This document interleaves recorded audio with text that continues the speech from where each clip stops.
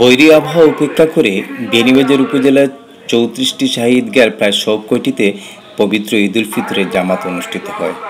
এছাড়া উপজেলার শতাধিক জামে মসজিদে মুসল্লিরা ঈদের নামাজ আদায় করেন।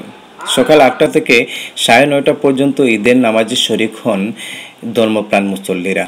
আল্লাহু আকবার ধ্বনিতে মুখরিত হয় ঈদগাহ ও জামে মসজিদ প্রাঙ্গণ। ঐতিহ্যবাহী ইমামবাড়ি মাদ্রাসায় প্রতি বছরের মতো এবারও মুসল্লিদের ঢল নামে। ইমামবাড়ি শাহী ঈদগাহ মাঠে সকাল ৮:৩০টায় ঈদের জামাত অনুষ্ঠিত হয়।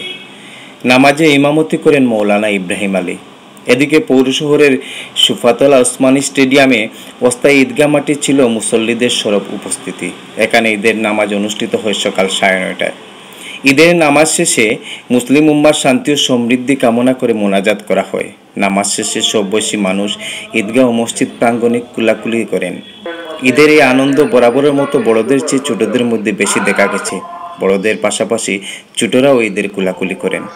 রবিবার দিবাগত রাতে বৃষ্টি ও ঝড়ো হওয়ার কারণে কয়েকটি ঈদগাহে ঈদের নামাজ অনুষ্ঠিত হয়নি।